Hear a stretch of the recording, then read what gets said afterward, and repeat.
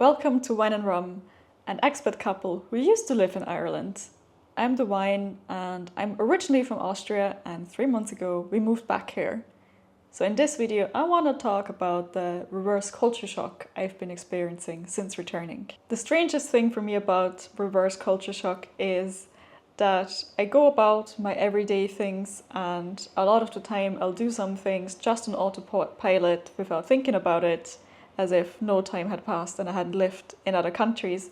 And other times, some simple things can take a lot of thought, a lot of effort, and a lot of energy, and simply cause me confusion, even though I feel like I'm supposed to be familiar with how things work. So I'm gonna give you some examples of where I've been experiencing reverse culture shock specifically.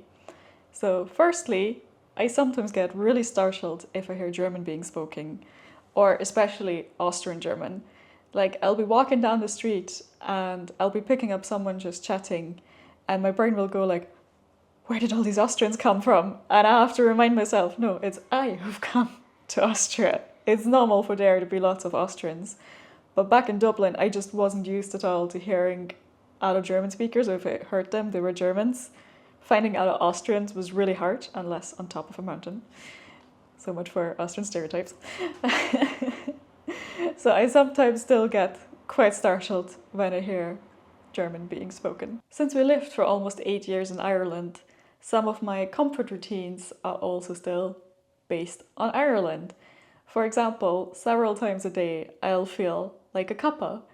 And it's just something so nice about sitting down with your nice hot cuppa. It feels like a little hug, feels nice in your tummy.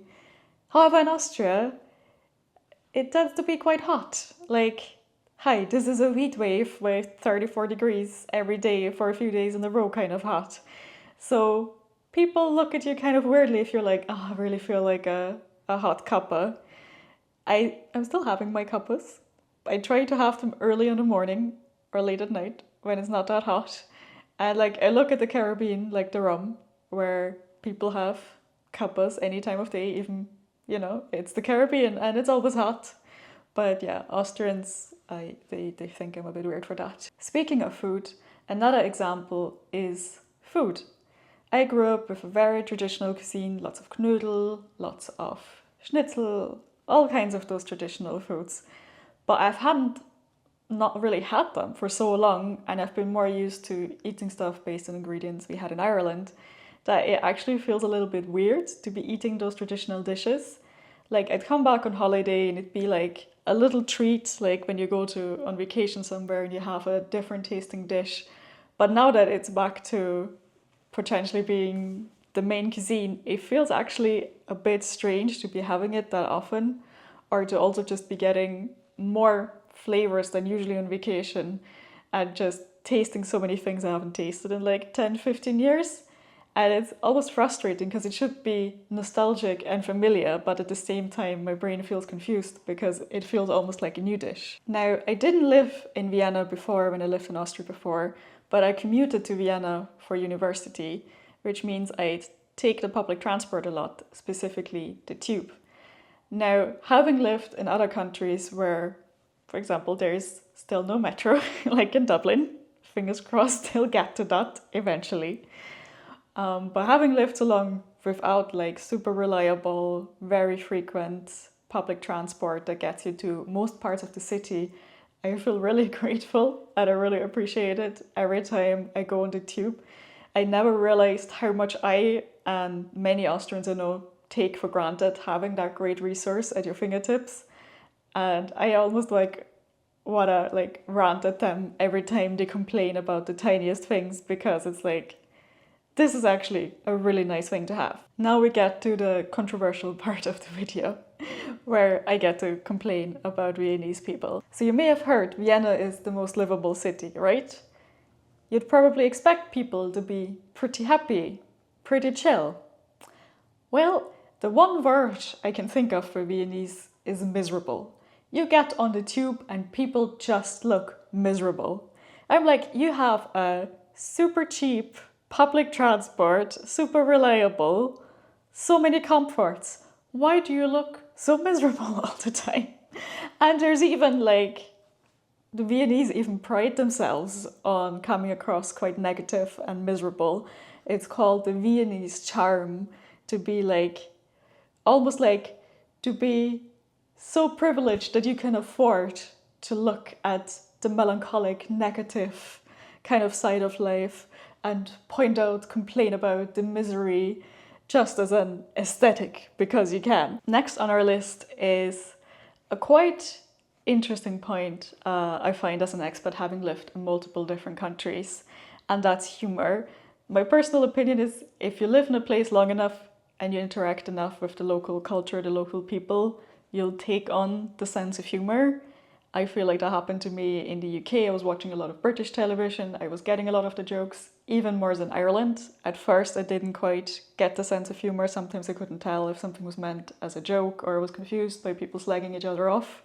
But after a while, I got the in-jokes, and I think my sense of humour got quite Irish in a way. Like, I listened to, Irish people banter, whatever, and I laugh when I send the same things to my friends and they don't get the jokes because they haven't lived in Ireland. They don't have the full cultural context. Now, I thought coming back to Austria, I have the cultural context. I've lived in this country. I used to watch Austrian comedians. Surely I know what's going on. But coming back, I find the Austrian sense of humor a bit cringe sometimes, especially in advertising. They go for the worst dad jokes, the puns upon puns. They'll pun so hard you struggle to find the actual meaning they were going for in the ads to try and convey about the product, because it's all about the pun. And I don't know, is it Austrians are just so accustomed to those kind of jokes that they don't find them cringe? And it's just a reverse culture shock for me coming back? Or does everyone else also find them cringe, but it's so common you don't think about it anymore? Speaking of people and communication, the next point is about the way people have arguments. And what strikes me specifically about how a lot of Austrian people I've come into contact with since moving behave when someone says an opinion and someone else disagrees with that, versus how I would experience the same situation in Dublin. And where that becomes really obvious is because we had a WhatsApp group for the apartment complex in Dublin, and we have the same here in Vienna. And sometimes literally the same issues arise. For example, someone's dog peed in the hallway, or someone didn't put the trash bag into the actual bin but next to it. So someone will post a picture in the apartment chat group and complain about it and ask the person who did the thing to correct it. And the reactions of the group or people in the group couldn't be more different between those two countries. It starts off with how it's posted. Usually if there's some pee in the hallway in the Irish apartment chat group, someone would be like, "You filthy animals," or something like that. The humans, of course, not the dog who peed there. And in the Austrian group, it'd be very almost formal, kind of almost passive. It's like, if the person who is responsible for that could be so kind and clean up after their dog. Yet it's that more almost non-confrontative, but still for Austrian standards kind of, I don't want to say aggressive, but pissed off sounding for an Austrian statement that often leads to more conversations. So in the Irish WhatsApp group, there might be some banter about the dog. Someone might joke, "Oh, I know who it was," and slag off their friend in the group, and it'd be sorted pretty soon. People got their emotions out, it's done with. In the Austrian chat group, this conversation can go on for hours, because someone will not even complain about the fact that there is a puddle of pee or that someone pointed it out and asked for it to be clean. It'll be something about they didn't like how it was posted about. And next thing you know, one short ask turned into a 2-hour discussion with paragraphs, literal paragraphs upon paragraphs of really abstract discussions about how people feel the group should communicate with each other, and how certain things like sarcasm get lost in textual conversations, and weird abstract things that honestly I can't be bothered to read, because If WhatsApp tells me there's a read more button to click, I'm like, I don't need to know the inner workings of your mind that much and your opinions on someone posting a picture of a puddle of pee. Now, in many ways, Vienna is quite a modern city, or Austria as a country.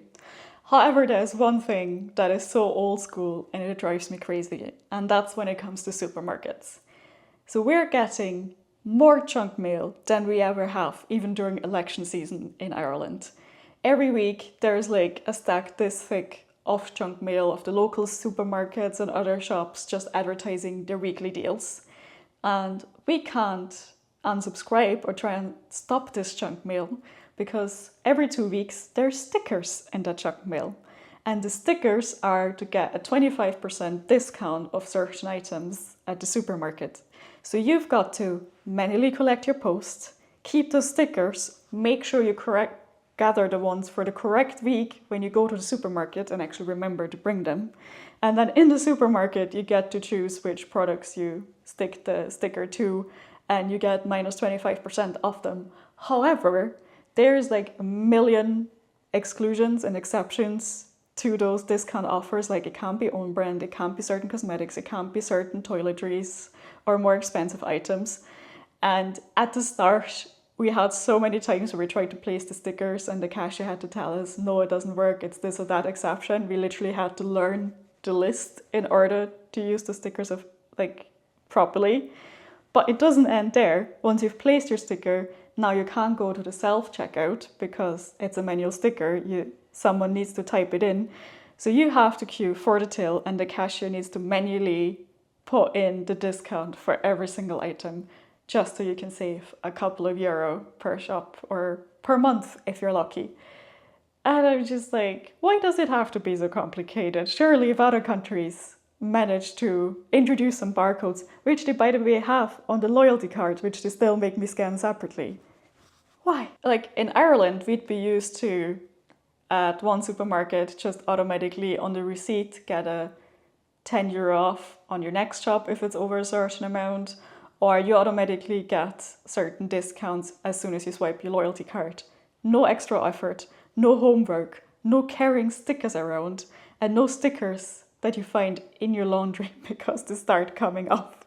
That's a true story. I found those stickers even in my laundry. The final point on our list is the weather.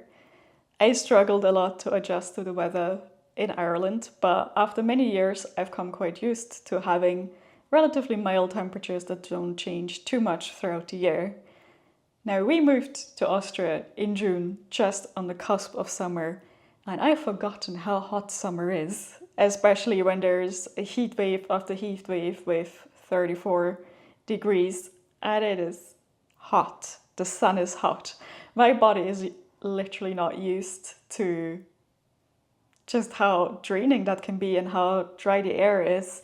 And I have to admit, sometimes I do miss a little bit of a Irish summer drizzle or that cool Irish summer breeze. I'd love that just when you're walking through a hot town to have a little bit of that chilly wind coming off the sea, which unfortunately now is very far away, being in a landlocked country. So these are a few examples how I've been experiencing reverse culture shock since moving back. There'll probably some more. I realize sometimes it takes me a while to think about, to actually be like, oh, this is something that's taking energy. I think that's one of the biggest things about reverse culture shock, that you come in with the expectation that things will be easy, things are familiar, you know how to do stuff, but in the time since I moved, a lot of stuff has changed, or I've just never had to do it before or forgotten how to do it. So I end up being a bit stressed sometimes or feeling more drained, using more energy than I expected to. And that can be frustrating. So I know it's hard, but it's really important to have grace with yourself. So if you've experienced reverse culture shock, let us know about your experiences or funny stories in the comments. And let us know what you're looking forward to learning or seeing about Vienna. And make sure, like, subscribe so we can see you in the next video. And cheers from Wine and Rum.